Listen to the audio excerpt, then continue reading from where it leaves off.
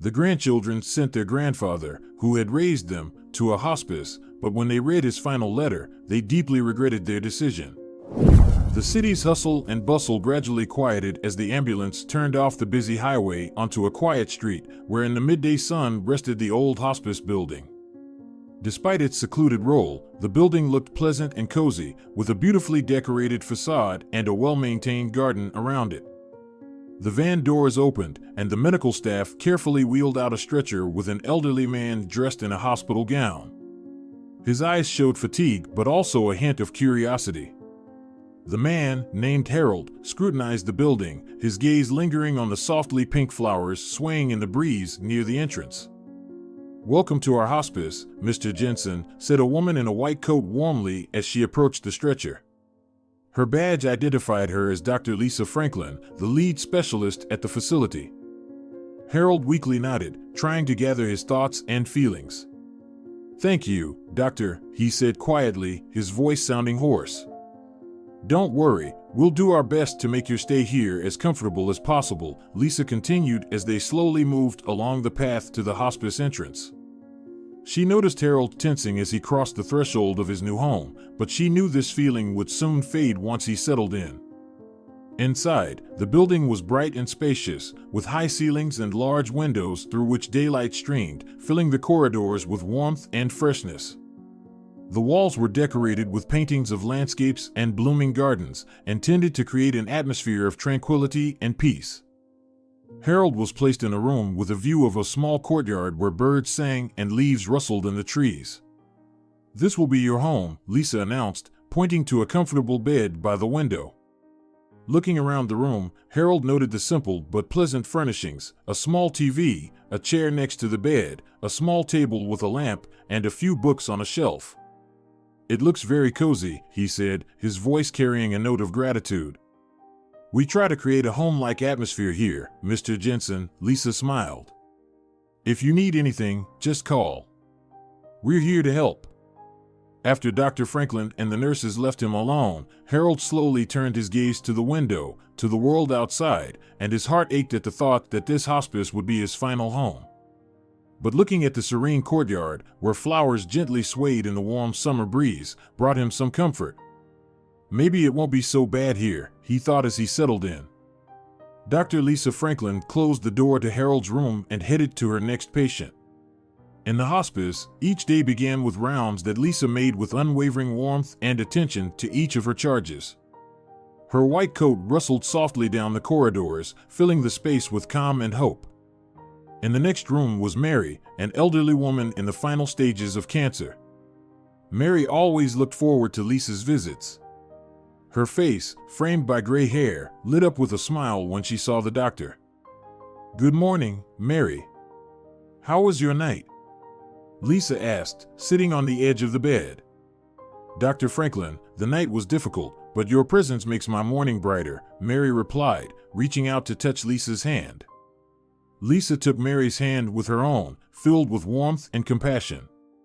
"I'm here to help you, Mary. Don't forget that. Maybe we could listen to some music? You mentioned you like classical music." "Oh, yes, that would be wonderful," Mary responded happily. Dr. Lisa activated a small music player on the bedside table, and the soft sounds of a violin filled the room.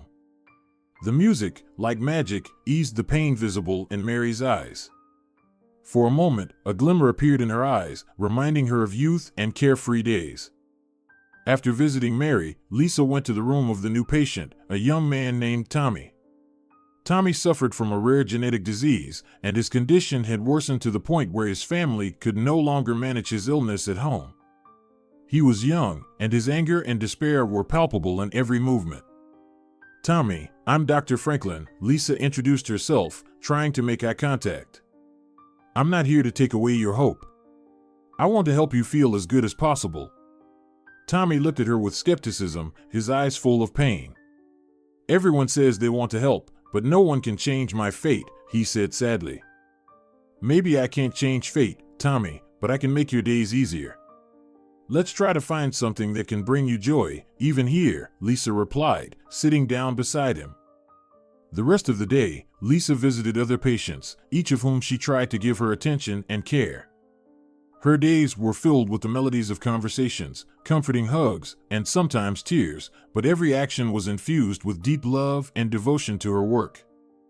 As the sun began to set behind the horizon and the hospice corridors were enveloped in evening silence, Lisa sat in her office, tired but filled with a sense of duty fulfilled.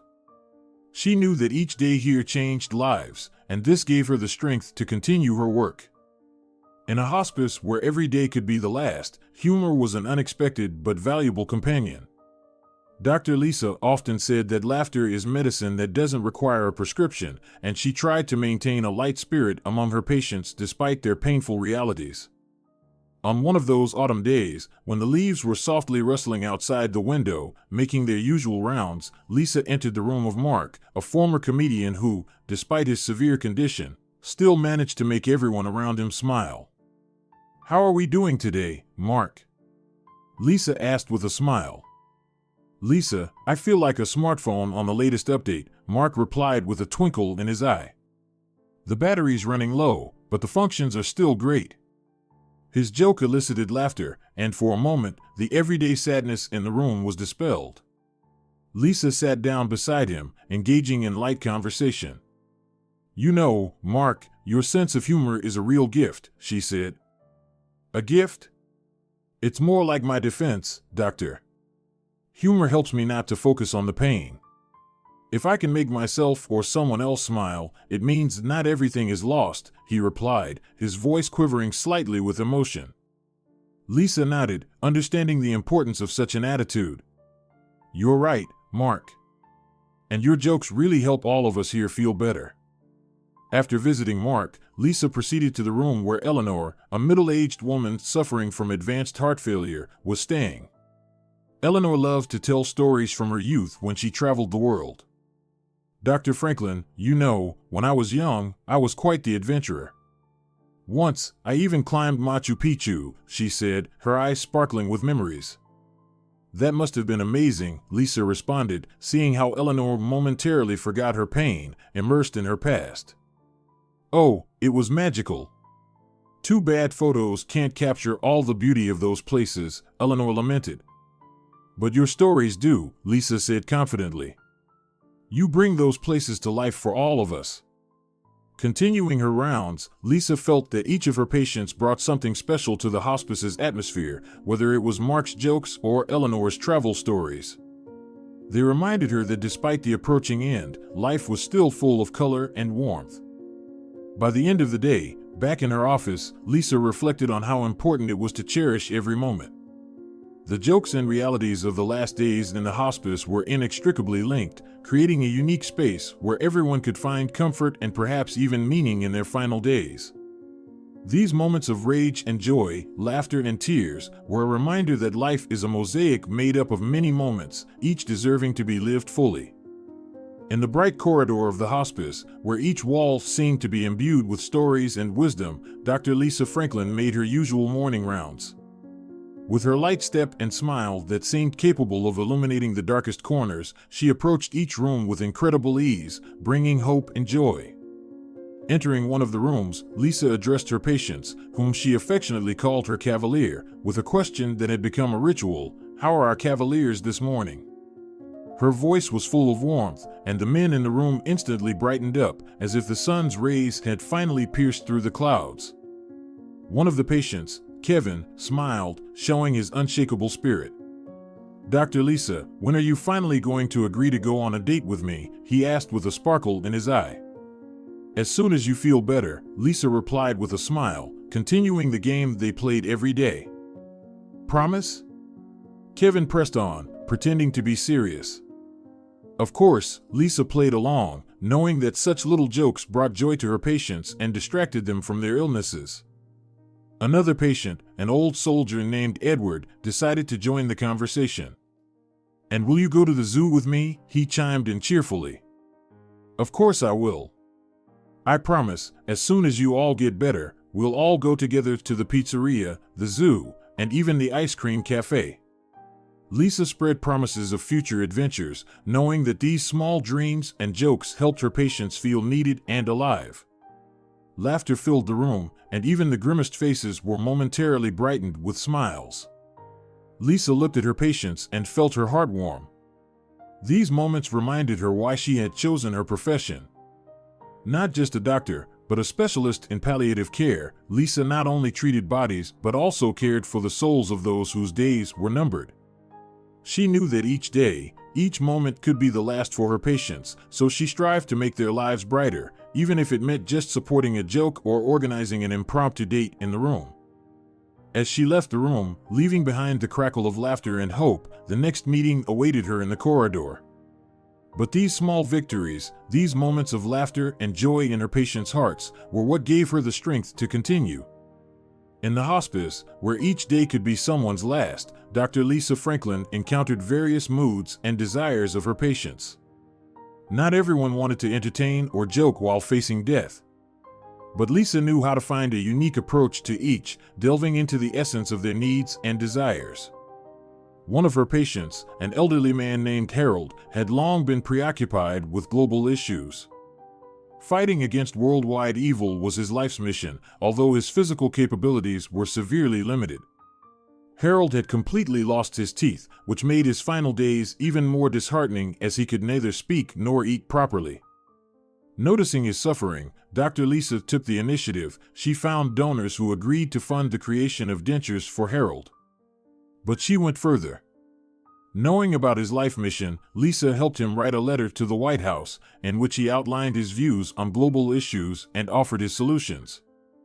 To support his spirit, Lisa, along with the medical staff, crafted a fictitious response from the U.S. government expressing gratitude to Harold for his concern and contribution. The day Harold received this letter and was able to smile with his new dentures for the first time became the happiest day of his life. This moment marked the peak of his sense of duty and recognition he had long awaited. The old man was deeply touched and grateful to Lisa for her attention and creative approach to his desires and needs. Thanks to Dr. Lisa's efforts, Harold was able to leave this world happy, feeling that his life had meaning. On the eve of his death, surrounded by loved ones and with his new teeth, he felt truly heard and honored. These final moments were filled with profound satisfaction and peace, which he had longed for. Dr. Lisa Franklin, a palliative care specialist, worked in a hospice where each day was like the last page of the calendar for some of her patients. She welcomed everyone who crossed the threshold of this institution, regardless of their past, status, or age. Her patients ranged from young teenagers and even children whose lives were cut short by incurable diseases to the elderly, exhausted and worn out by long years of battling cancer. Lisa made sure to approach each patient with individual attention and care. She knew that in the final days, feeling supported and understood was especially important, not just receiving medical care. For children, she organized small parties and celebrations right in their rooms so they could momentarily forget their pain and experience joy. For teenagers, who struggled with the realization of their fate, she took time to talk about their dreams and interests, turning the hospice walls into a place where they could dream and share their thoughts. Lisa also cared for adults and the elderly, creating comfort and coziness for each. Her approach was not limited to standard practices. She sometimes conducted music therapy or aromatherapy sessions to ease their physical and emotional suffering. For those who had spent their lives in the spotlight or in the political arena, such as famous artists or politicians, she ensured discretion and a private atmosphere, allowing them to spend their final days with dignity and calm. What was important was that Lisa made no distinctions between her patients. Regardless of whether they were poor homeless individuals or well-known personalities, everyone received the same amount of care and attention. Her work was aimed at making every patient feel valued, loved, and respected in these last difficult days, emphasizing their humanity and the significance of their life journey. As the door to the room creaked open, the sound of stillness was broken. Dr. Lisa Franklin, gently knocking, entered the room where a new story was beginning. Before her, sitting on the bed, was a man with deep, contemplative eyes that immediately captured her attention. His gaze reflected endless years of experience, and each wrinkle on his face seemed like a mark of past trials. "Good afternoon. I'm Dr. Lisa," she introduced herself with a warm smile. How are you feeling?" The man, recently brought from a nursing home, slowly lifted his gaze. Like a person abandoned by everyone, standing on the brink of death, he replied gruffly, his voice deep and weary. "Let's not be so pessimistic," Lisa smiled in response, sitting down on a nearby chair. "You're still alive, and that's wonderful. We'll take care of you and ensure you want for nothing." The old man, named Edmund Coleman, gave a slight smile, watching Dr. Lisa's confident movements. Lisa, looking at him, felt that behind his grim exterior lay something more than just old age and illness. There was a spark in his eyes, a hint of unspoken dreams and unfulfilled goals.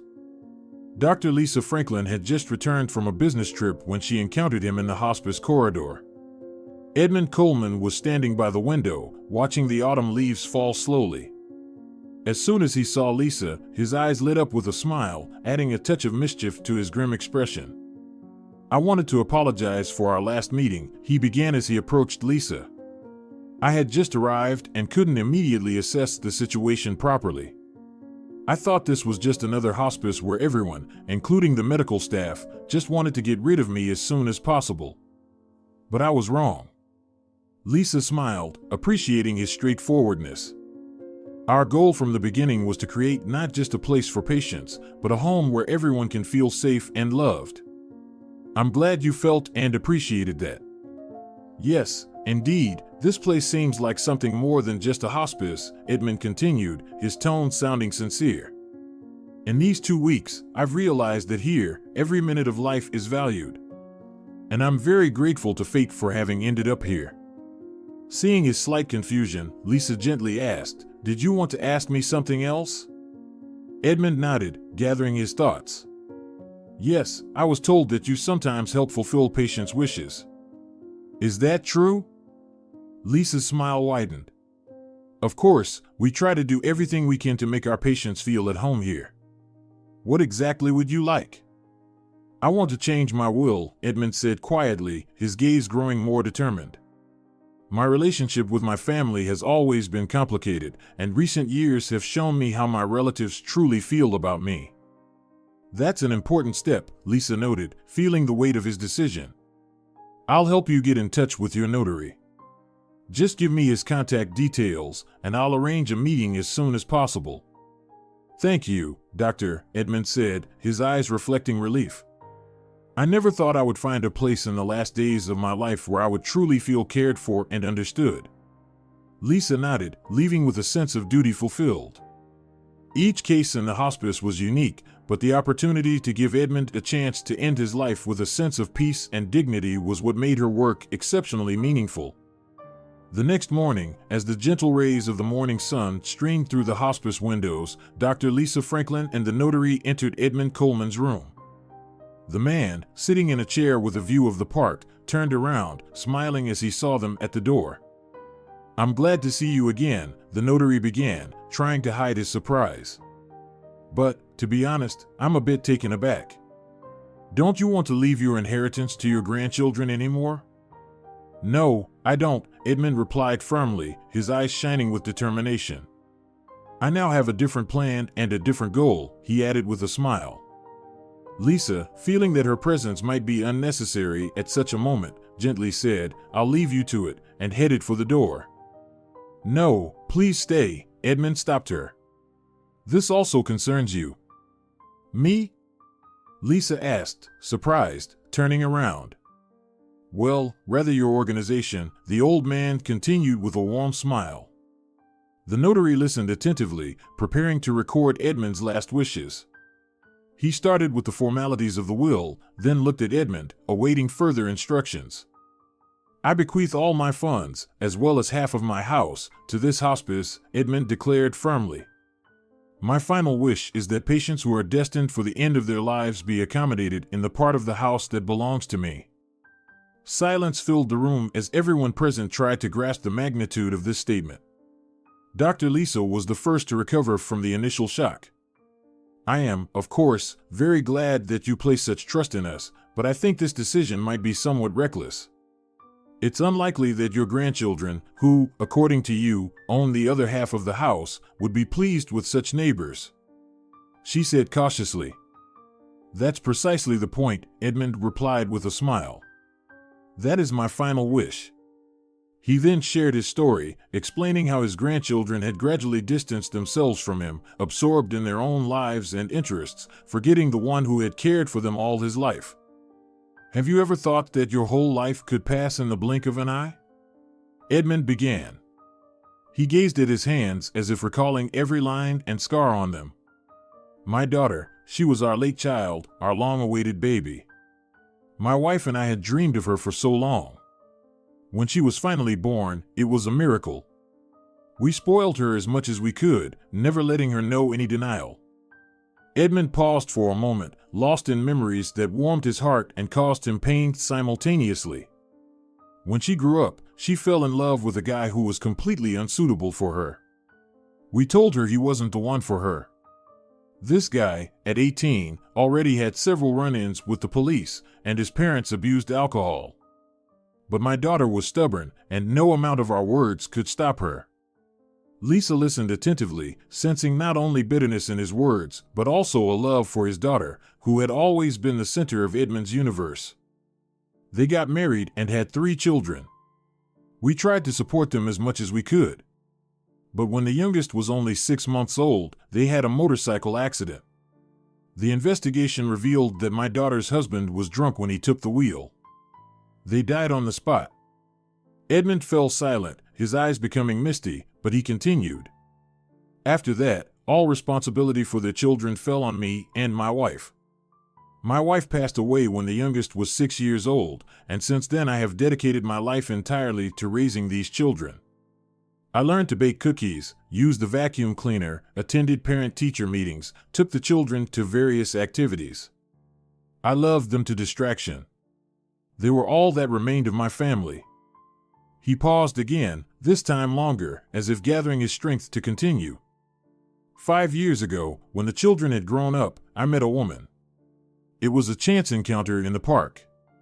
I simply asked her the time, and she answered. That's how the conversation started. She captivated me with her smile, her sense of humor, and the way she saw the world, so similar to my own feelings. We dated for about a year, and I finally decided to propose to her. Edmund smirked, but there was no joy in his smirk. When my grandchildren found out, there was an uproar. I invited her to our home for dinner to introduce her to the family, and they, upon learning the reason for our meeting, started shouting and insulting us both. They told her straight to her face that she was a fraud trying to swindle an old man and deprive them of their rightful inheritance. She was in shock. She had a heart attack, and I had to call an ambulance and take her to the hospital. Edmund stopped, his breathing becoming heavy. After that, I no longer saw that woman. My eldest grandson sold his apartment, which he inherited from his father, and gave me an ultimatum. He demanded that I sell him half of my house. He hoped that, after my death, he would get both the money for half of the house and the house itself. Edmund swallowed, trying to control the emotions that overwhelmed him. I lost half of the house, and my grandchildren fought among themselves over my money. They didn't talk to each other for a long time, and then, at a family meeting, they decided to place me in a nursing home. I was strongly against it, but they said that they were young, their families were growing, and they no longer wanted to live in the same house with me. They didn't listen to my protests, they just got rid of me. The man fell silent, tears forming in his eyes. Lisa found herself at a loss for words to comfort him. She understood that there were no easy solutions or words that could fix everything that had happened. She simply sat beside him, silently holding his hand, sharing his pain, and leaving only the silence in the room, which spoke more than any words. Dr. Lisa Franklin sat in silence for a long time after Edmund finished his story. The room was filled with the weight of his words, and it seemed as though even the air was permeated with the bitterness and hurt he had harbored in his heart for years. She listened attentively, feeling all the pain and despair that accompanied his tale. That is, of course, a very sad story, Lisa finally said, sighing. But what does all this have to do with our hospice? Edmund looked at her, and in his eyes flickered a spark of determination that had not faded despite his age and illness. The most direct connection, he began, his voice sounding firm. The thing is, my grandson Carl bought half of the house from me, and now they have no other property. They were hoping that I would die, and they would get back the money for half of the house and the house itself. Lisa frowned, trying to understand where Edmund was leading. But if I bequeath all this to you, he continued, then they will have to watch old people like me, who are on the brink of death, for the rest of their lives. They won't be able to move away or change this situation. Edmund's words sounded cold and calculating, but Lisa felt that behind this harshness lay not so much the thirst for revenge as a deep wound he carried in his soul. Perhaps then they will understand, Edmund continued, his voice softening, how their greed and avarice affected the one person who loved them and cared for them all his life. A silence fell in the room. Lisa didn't know what to say. She felt how his words resonated in her heart, making her think about how deep a wound inflicted by loved ones could be. She understood that Edmund was not just trying to leave a legacy to the hospice. He wanted his final act to be a lesson for his grandchildren. He wished for them to realize that material goods and comfort pale in comparison to a human soul that needs love, understanding, and support. Dr. Lisa took a deep breath and, looking into Edmund's eyes, said quietly, "All right, I will fulfill your request and do everything as you wish." She knew that this was not just fulfilling a patient's last wish. It was an act of compassion, an attempt to help him find peace and solace in the final days of his life. It was her duty to a man who, despite all the betrayals and losses, still wanted to leave something meaningful behind. Edmund nodded, and for a moment, gratitude appeared in his eyes. For the first time in a long while, he felt that someone truly understood his pain and was willing to support him in this final important step. Lisa quietly stood up and headed for the door, leaving Edmund alone with his thoughts. Outside the door, she paused and took a deep breath, realizing how significant this act would be not only for Edmund, but also for his grandchildren, who might finally understand how much they had lost due to their greed. A few days passed after Edmund Coleman made one of the hardest decisions of his life. All the formalities for changing the will had been settled, but peace did not come.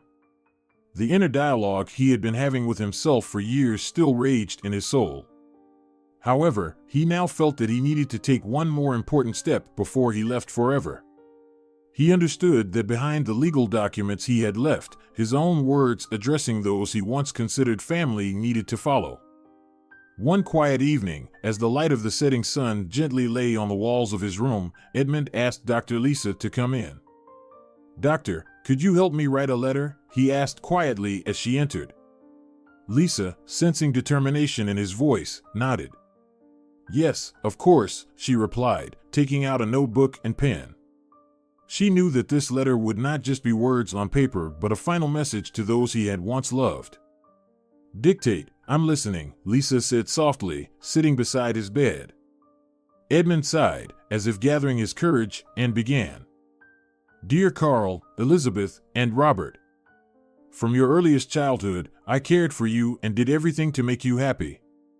I took you to school, helped with your homework, and supported you in all your endeavors. I was a good grandfather to you and dedicated my entire life to you.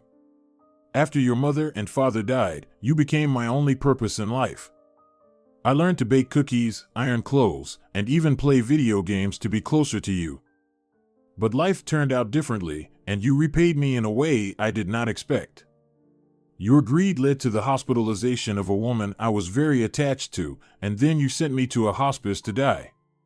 I know you are counting on my departure soon, so you can take over the entire house and all my finances." Edmund paused, and Lisa noticed his hand trembling slightly.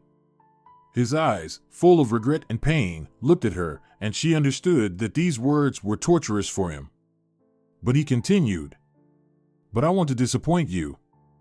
I have rewritten my will, and now all my funds, as well as the remaining half of the house after my death, will go to the hospice where I spent my last days. During all this time, you didn't even once visit me or inquire about my health. But may God judge you. Now, after my death, the part of the house that belonged to me will be turned into a hospice just like the one where I spent my last days, without your involvement. All arrangements will be made with my money. And I know that the half of the house that currently belongs to you, Carl, is the only place where you all will be able to live. You have no means for new housing, and it's unlikely that you'll be able to sell your part of the house with such fortunate neighbors." Edmund stopped, closing his eyes. Lisa saw his face reflect both pain and determination. He sighed and continued, "I just want you to know that I still love you, and my actions are not driven by hatred or resentment. I simply hope and believe that, living each day next to dying people, you will finally understand how important it is for a person facing the end of their life to spend their last days with loved ones, not in foreign and different surroundings. This hospice, which I ended up in by pure chance, became my home, and its staff became people close to me. And still, I am very sorry that at the moment of my departure, you, those to whom I dedicated my entire life, will not be by my side. But I believe that soon you will understand me, and the last lesson I give you will positively influence the rest of your lives. With love, your grandfather." When he finished, silence filled the room. Lisa carefully put away the notebook and looked at Edmund, who seemed to feel relief from being able to express his final words. She knew that this letter would not only shock his grandchildren but also give them an opportunity to rethink their actions and relationships. When the letter from their grandfather reached Carl, Elizabeth, and Robert, they did not expect anything unusual. They were confident that their grandfather would transfer the house to them as planned from the beginning. As Carl opened the envelope and lazily skimmed the first lines, expecting standard formalities, his face began to change, from an expression of self-assurance to one of shock and confusion. "Elizabeth, Robert, you need to see this," he said, his voice trembling with the surge of emotions. Elizabeth took the letter from her brother, her brows furrowed. She read the first few paragraphs, and her face turned pale. Robert, standing nearby, could not understand what was happening, but seeing the expressions on his brothers' and sisters' faces, he sensed impending trouble. "What is it, Liz?" he asked, noticing her trembling hands. "Grandpa, he changed the will," Elizabeth gasped, barely holding back tears. "He left everything to the hospice." The words sounded like thunder on a clear day. Robert snatched the letter from her hands and began to read it himself. His face initially showed disbelief, then growing despair.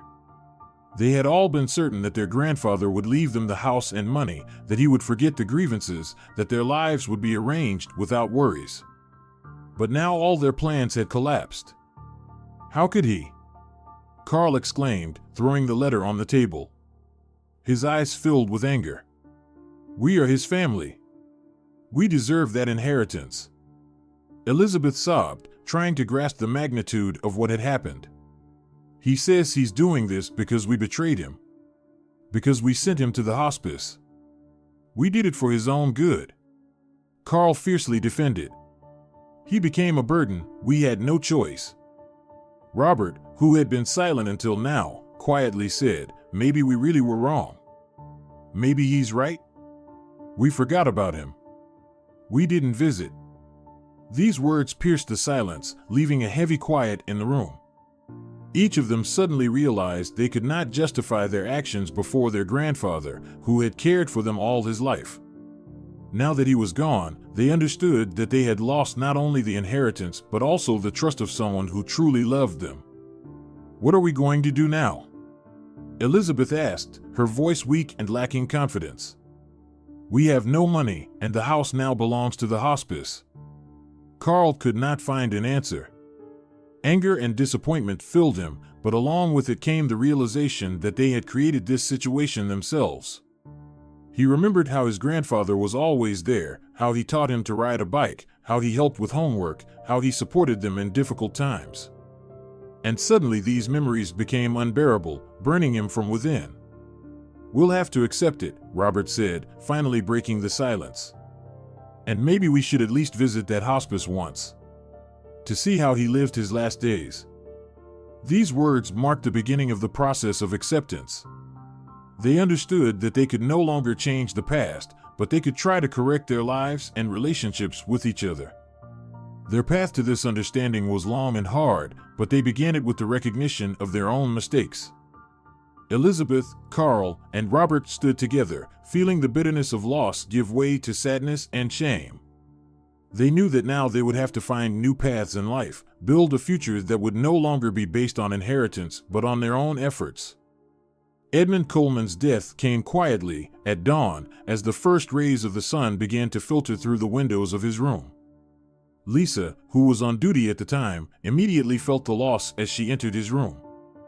Edmund's face was calm, as if he had finally found the peace he had been seeking for so long. The funeral was modest, attended only by hospice staff and a few of Edmund's old friends. His grandchildren did not come. Lisa knew that the letter written by Edmund had reached them, but no one had responded. This silence spoke for itself. They had accepted their grandfather's decision, although they might not have fully understood his motives. Several weeks passed before Lisa dared to visit the house that Edmund had bequeathed to the hospice. The other half of the house belonged to the grandchildren, and they were now living there, trying to come to terms with their new reality. The half of the house that Edmund left was to be converted into a hospice, with all the remaining funds allocated for this purpose. When Lisa first entered the empty half of the house, she was overwhelmed by a strange feeling, a mixture of sadness and hope. The house, once filled with life and memories, now stood quiet and empty. Every room felt imbued with the presence of the past, but Lisa saw potential for something new, something meaningful. She slowly walked through the rooms, imagining how soon beds, chairs, and people in need of care and support would fill the space. Her attention was drawn to old family photographs left on the walls. These were moments of joy and love that Edmund had shared with his family. Lisa knew that this half of the house would become a place where patients could find comfort and peace in their final days. Meanwhile, Edmund's grandchildren, Carl, Elizabeth, and Robert, reluctantly adapted to their new life. Living next to the hospice, which they initially perceived as something hostile, proved to be more challenging than they had anticipated. They felt forced to witness others finding their final resting place where they themselves had once planned to build a comfortable life. But time passed, and their perspectives began to change. They saw how Lisa and her team lovingly and carefully transformed the new part of the house into a cozy and bright space. Their previous resentment and disappointment began to give way to an understanding that their grandfather had left them not just a house, but a lesson. Each day, the house became more vibrant. Patients came and went, but each left a mark on the hearts of those who cared for them. Edmund's grandchildren, who had initially viewed the hospice as an imposition, gradually began to understand that their grandfather's intention was not merely to punish them. He wanted to show that the true value of life lies not in material wealth, but in how you relate to others. Months passed since Edmund Coleman's house was divided between his grandchildren and the new hospice. Life in the two halves of the house flowed parallel, but now these two parts began to intertwine. The walls that separated them no longer seemed so insurmountable. One day, Elizabeth decided to take a walk in the yard and accidentally came across Lisa, who was helping with planting flowers in the hospice garden. Elizabeth sat down next to her, watching as Lisa carefully placed seedlings so they could take root in the new soil. "Your grandfather always loved this garden," Lisa said, without looking up from her work. "He often told me how he spent time here, taking care of the plants." Elizabeth felt a pang in her heart. She did not know many things that were important to her grandfather. Suddenly, she realized how little she knew about the man who had devoted his life to her and her brothers. "I didn't understand him back then," Elizabeth admitted, her voice soft and slightly trembling. "I always thought he was just aging, that his interests were too far from mine. And now I see how he lived. And what he was truly trying to pass on to us." Lisa stopped and looked at Elizabeth. "He left you not just a house. He left you an inheritance that is much more than property. It is an inheritance of love, patience, and care." Elizabeth nodded, realizing that Lisa was right. The entire house, both her part and the one belonging to the hospice, had become a symbol of what truly matters. Elizabeth remembered how she and her brothers initially saw their grandfather's will as a betrayal. They thought he had taken away what rightfully belonged to them. But now she understood that the inheritance Edmund left was far more valuable than money or property. Carl, who had long avoided talking about their grandfather, finally admitted to himself that he missed him. Childhood memories began to return to him with renewed intensity. He often sat on the porch and looked at the neighboring part of the house, where patients of the hospice now lived, reflecting on what his grandfather would have said to him if he were alive. One evening, as the sunset bathed the sky in pink and orange hues, Carl gathered his courage and went to the hospice. He knocked on the door and, upon opening it, saw Lisa. "I just wanted to talk," he said, his voice a bit uncertain. "About Grandpa. About what he did." Lisa invited him inside, and they sat and talked for a long time. Carl shared his thoughts and feelings, and Lisa told him about how Edmund spent his last days, how he spoke of his grandchildren, and how deeply he loved them despite everything. Robert, who had felt the weight of the situation from the start, began to help at the hospice. He found solace in being useful and gradually became an integral part of the team. He saw how patients, whom he had known only for a short time, found peace and comfort in the walls of the house that was once his childhood refuge. Elizabeth had always considered herself a practical and rational person. Her life was meticulously planned: career, relationships, future. But after her grandfather's death and the events that followed his will, her familiar world began to crumble. The house, which she had once seen as a symbol of stability, had become a place that forced her to reassess her life, her priorities, and even her self-view. At first, Elizabeth resisted the changes. She continued to go to work, trying to maintain her old routine, but something inside her had shifted. Gradually, she began to notice how her thoughts increasingly returned to the house where the hospice now was, to the people living there and needing help. She saw how her brothers, Carl and Robert, were gradually finding their place in this new world, and she realized that her life could no longer remain the same. One evening, as silence enveloped the house, Elizabeth stood by the window, looking at the part of the house that was now the hospice. Soft light streamed from the windows, and she could see the silhouettes of people moving inside. She pondered that her grandfather might have seen this house not just as property but as a place where life could continue even after his departure. The next morning, waking up with a newfound sense of determination, Elizabeth headed to Lisa. She found her in the garden, where Lisa was once again working with the flowers that were so dear to her grandfather. "Lisa," Elizabeth began, hesitating slightly, "I want to talk to you about working at the hospice." Lisa looked at her, surprise flickering in her eyes, but it quickly turned into a warm smile. "Of course, Elizabeth. What specifically do you want to discuss?" Elizabeth sighed, gathering her thoughts. "I realized that over these months, my brothers and I have been focused on ourselves. We were too absorbed in our own losses and grievances to see what really matters. But now I feel that I want to make a change. I want to be useful. I think working here at the hospice might help me understand how I can live my life better." Lisa nodded, sensing the sincerity in Elizabeth's words. "I think that's a wonderful decision. There is always a need for people willing to help, and I'm sure you will find your place." From that day, Elizabeth began working at the hospice. At first, she assisted with simple tasks, accompanying patients on walks, making tea, talking with them. But over time, she became more immersed in this world. She learned how to care for people in their final days, how to comfort them when they needed support, and how to share moments of joy with them. Each day brought her a new understanding of life and death. Elizabeth realized that her grandfather had left her not just a house, but an invaluable lesson. He taught her that caring for others is not only a duty but also a way to find oneself. One day, as Elizabeth was helping a patient, an elderly woman named Mary, the woman took her hand and said, "You know, dear, you have a kind heart. I can see that you are trying to help not just us, but yourself as well." These words deeply touched Elizabeth. She understood that the new life she had started at the hospice gave her a chance to see the world from a different perspective. She became more empathetic, open, and attentive to the needs of others. This work helped her rid herself of selfishness and taught her the importance of small joys and genuine smiles. Each day, she increasingly realized that what she had been missing before was a true connection with people, a real sense of purpose in what she did.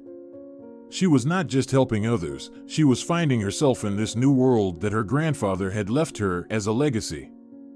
Elizabeth no longer feared the future. She knew that, whatever difficulties might arise, she would be able to handle them, relying on the experience she gained at the hospice and the wisdom her grandfather had left her. Now she lived with the confidence that her life had meaning and that she could make the world a little better by helping those in need of her care and love.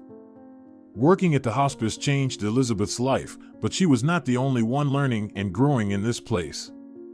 The hospice, which had become the heart of Edmund Coleman's home, became a source of life lessons for everyone involved, including Carl, Robert, and even the local community. This house, once divided, now united people around the idea of compassion and care. Carl, who had always been a pragmatist and skeptic, did not believe from the beginning that the hospice could teach him anything. He saw the institution only as a source of irritation, something that interfered with his previous plans for life. But day by day, observing the patients and their families, he began to understand that true life is not limited to material things.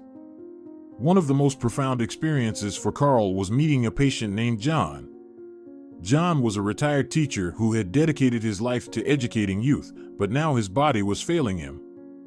However, his spirit remained strong. Carl often sat with him in the evenings, listening to stories about school, about how John saw unique abilities in each student and how he tried to unlock their potential. "You know, Carl," John said one evening as they sat on the porch, "life is not just about what you do for yourself, but also about what you leave for others. I didn't leave my children wealth, but I left them lessons that will help them be better people." These words struck a chord with Carl. He began to reflect on what he himself would leave behind and what truly mattered in life. Everything he had considered his success seemed so hollow compared to the legacy that John had left his students. Robert, always quiet and somewhat detached, found something in the hospice that finally gave him a sense of belonging. He had always felt a bit out of place, but here he found his role, where his kindness and caring were truly needed. Working at the hospice, he realized that true strength lies not in dominating others, but in helping them, especially in their most difficult moments. He formed a friendship with an elderly woman, Mary, who shared her thoughts on life and death with him. "Robert," she said as they sat in her room, "all we have at the end of life are the memories of how we lived. Not things, not money, but the moments when we were there for those who needed us." These words were a revelation for Robert. He began to understand that his duty was not to build a career or achieve material success, but to be a person who could be relied upon, who would be present when it truly mattered. Lisa, watching how the hospice changed the lives of these young people, felt deep gratitude towards Edmund. He had left them not just a house, but a place where they could find themselves, reveal their true qualities, and understand what real life was about. Lisa saw how each of them began to realize that caring for others was not just a job, but a way to find meaning in their own lives. The hospice, which had become an integral part of the house, continued to teach everyone who encountered it simple but profound truths. It taught that life is short, but it can be filled with meaning through love and care for others. It showed that the most valuable legacy one can leave is not material wealth, but how one has impacted the lives of others. Elizabeth, Carl, and Robert, each in their own way, began to realize what their grandfather had been trying to achieve. He didn't just bequeath them a house, he gave them the opportunity to learn something important, to find themselves, and to become better people. Now they saw that the true meaning of life was not in accumulating wealth, but in how you use your life to help others. The lessons they learned at the hospice would stay with them forever. They knew their grandfather would be proud of them, seeing how they had changed, how they had found their place in the world. The hospice became a symbol of new life, new hope, and new opportunities for them. And although they began this journey with disappointment and resentment, they now understood that it was here, in this house, that they found their true calling and their real family. The times when Edmund Coleman's house was divided into two parts were slowly fading into the past. The house, which once seemed a symbol of division and discord, had become a place of unity and healing. Here, not only did two families coexist, but new, deep connections developed, seemingly predestined by fate itself. Carl, Elizabeth, and Robert had come a long way from resentment and disappointment to acceptance and understanding. Their journey had not been easy. Each of them faced inner demons, experiencing moments of regret over how they had treated their grandfather. They remembered how they had once let their selfish ambitions overshadow the love and care he had given them. But life in the house, now housing the hospice, had changed their hearts. One evening, as the sunset painted the sky in crimson and golden hues, the siblings gathered on the porch. They sat together, silently enjoying the tranquility that was no longer burdensome but, on the contrary, brought them inner peace. Lisa, ever caring and attentive, came to the porch to ensure everyone was okay. Carl, who had always been the most reserved and stern, suddenly broke the silence. "You know," he began, looking into the distance, "I've been thinking a lot about how we treated Grandpa. How we left him, forgot about him, and thought only of ourselves." Elizabeth and Robert nodded silently, understanding that these thoughts were close to each of them. "I feel guilty," Carl continued. "He deserved more. He deserved the love he gave us, and we." His voice faltered, and he fell silent, unable to finish the sentence. Lisa, standing nearby, placed a hand on his shoulder. "Carl, sometimes forgiveness is the hardest thing we can give ourselves. You all have been through a lot, and what you're doing now is already a step towards forgiveness." Robert, always sensitive to emotions, leaned forward, his voice soft but confident. "I think Grandpa has already forgiven us. He wasn't a cruel man. His decision to leave the house to the hospice was his way of showing us what really matters in life. And I believe that if he were here, he would be proud of us." Elizabeth, who had kept everything inside, finally let her tears flow. "I miss him so much," she whispered. "And I feel like I'll never be able to atone for how we treated him." Lisa sat next to her, embracing her. "Elizabeth, forgiveness is not just for those who have gone, but also for those who remain. You can forgive yourself and move forward, knowing that you did everything possible to make amends." The quiet evening on the porch, where future plans had once been discussed, had now become a place of forgiveness and reconciliation. They sat together, as if one, realizing that their grandfather's legacy was not in the house or the money, but in the lessons he had left them. His lessons about love, care, and forgiveness had become the foundation of their new lives. Over time, working side by side in the hospice and living under one roof, the siblings began to rebuild not only their relationships with each other, but also with their inner selves. They understood that their grandfather, despite all their mistakes, had loved them until the end. And now they could love and forgive themselves, continuing his work and making the world a little better than it was before. Elizabeth, Carl, and Robert, sitting on the porch, watched the sunset and knew that a new life full of meaning and love awaited them. That evening, they realized that forgiveness was the path to freedom, freedom from resentment, disappointments, and regrets. They accepted their past and were ready for a new future where they not only cared for others, but also learned to care for themselves. As the years went by, the house that had once been divided became a symbol of unity and harmony. The walls that had once separated two families now came together, becoming a place where the past and present intertwined in a continuous flow of life. The hospice, opened thanks to Edmund Coleman's will, had become a true home for those needing care and love in their final days. Elizabeth, Carl, and Robert had long embraced their inheritance, not as material wealth, but as a lesson that had changed their lives forever. They continued to work at the hospice, each finding their calling within it. Elizabeth became a key figure in managing the hospice, helping Lisa coordinate the work and creating an atmosphere where patients and staff felt like one family. Carl, once consumed by ambition, found meaning in helping others and became a volunteer, supporting patients and their families. Robert, always quiet and contemplative, discovered a talent for art therapy and now helped patients express their emotions through art, creating beautiful paintings that adorned the walls of the hospice. Each day, Edmund's house was filled with new life.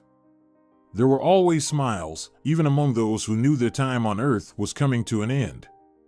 It was a place where life, even on the brink of death, found meaning and beauty.